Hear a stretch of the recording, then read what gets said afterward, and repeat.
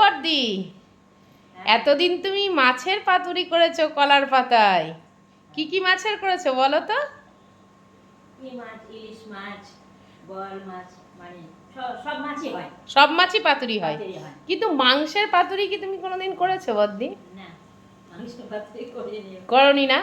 এই দেখো আমি কিন্তু করছি মাংসের পাতুরি, দেখেছো? এই দেখো মাখাচ্ছি সব রকম মশলা দিয়ে, টক দই, তারপরে আর চিকেনের পিসগুলো দেখো কেমন বড় বড়, আর দেখেছো কেমন তেল তেলা পিসগুলো।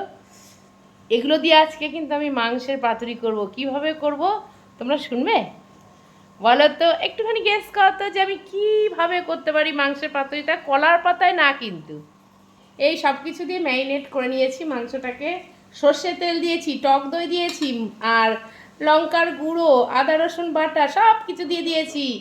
এইবার এটা আমি কী করবো বলতো, 1-1.5 ঘন্টা পুরো মানে রেস্টে রেখে দেবো, বুঝলে?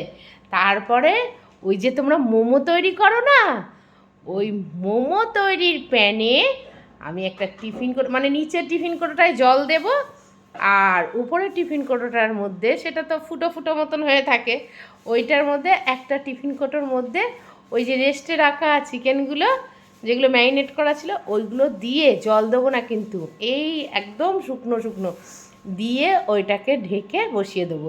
ওই মোমো তৈরি করার যে ক্যানটা, ওটা তো ঢাকনি আছে, ওই ঢাকনিটা দেবো কিন্তু, কিন্তু ভেতরে যে টিফিন কোটোটা আছে ওই ঢাকনিটা কিন্তু দেবো না।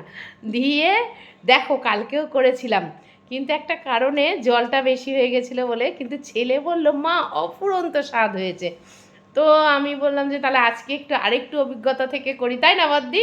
হ্যাঁ, ঠিক বলেছিস। আজকে একটু করে দেখি কেমন হয়, আস্তে আস্তে একদম পারফেক্ট হবে, দেখা যাক কেমন হয়। আজকে দুপুরে তাই করছি। আর মাছের পর্ব তো আছেই, আমরা তোরা পাকাল মাছ নিয়ে এসেছি, চিংড়ি মাছ নিয়ে এসেছি, তবে মাটনটা কিন্তু বাদ চলে গেছে।